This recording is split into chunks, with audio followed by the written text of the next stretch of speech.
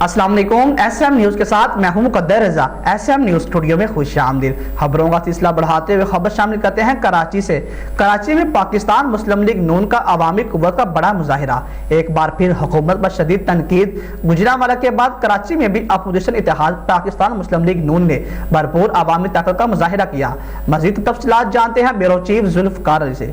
جی ذوالفقار علی، آگاہ کیجیے گا اس حوالے سے۔ جی بالکل، اپوزیشن اتحاد نے کراچی میں مزار قائد کے سامنے باد جناح میں پنڈال سجایا، جہاں جلسہ عام میں ہزاروں افراد نے شرکت کی، جبکہ خواتین کی بھی بڑی تعداد جلسہ گاہ میں موجود تھی۔ جلسے میں سیاسی جماعتوں کے کارکنان نے بینرز اور پلے کارڈ اٹھا رکھے تھے، جن پر مہنگائی اور دیگر مطالبات درج تھے۔ کراچی میں جلسہ عام سے خطاب کرتے ہوئے پاکستان پیپلز پارٹی کے چیئرمین بلاول بھٹو زرداری کا کہنا تھا کہ پاکستان کے لیے تاریخی دن ہے۔ کارساز کے شہداء کو سلام پیش کرتے ہیں۔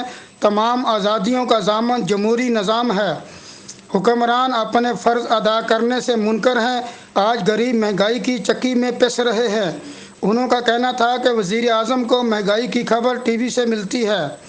کراچی جلسہ عام سے خطاب میں مسلم لیگ نون کی نائب صدر مریم نواز کا کہنا تھا کہ کراچی والوں نے جتنی محبتیں مجھ پر نشاور کی، پوری زندگی اس محبت کا قرض ادا نہیں کر سکوں گی۔ انشاءاللہ کراچی سے رفاقت پوری زندگی نبھاؤں گی۔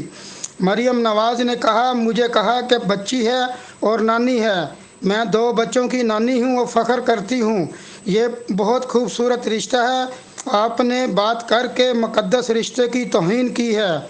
پی ڈی ایم کے سربراہ مولانا فضل الرحمان کا خطاب میں کہنا تھا کہ کراچی سے ہم نے آزادی مارچ کا آغاز کیا اور آپ نے خلوص سے ہمارا ساتھ دیا۔ پی ڈی ایم کا مقصد آزادی جمہوری فضاؤں کو بحال کرنا ہے۔ انہوں نے کہا کہ ہمیں مجبور کیا جا رہا ہے کہ ہم دھاندلی کے نتیجے میں قائم حکومت کو تسلیم کر لیں۔ ہمیں ڈرایا دھمکایا گیا، لالچ دی گئی۔ ہم ڈرنے والے نہیں، اپنے موقف پر قائم ہیں۔ جی بہت شکریہ ذوالفقار، تفصیلات سے آگاہ کرنے کے لیے۔ مزید خبروں کے لیے دیکھتے رہیے ایس ایم نیوز۔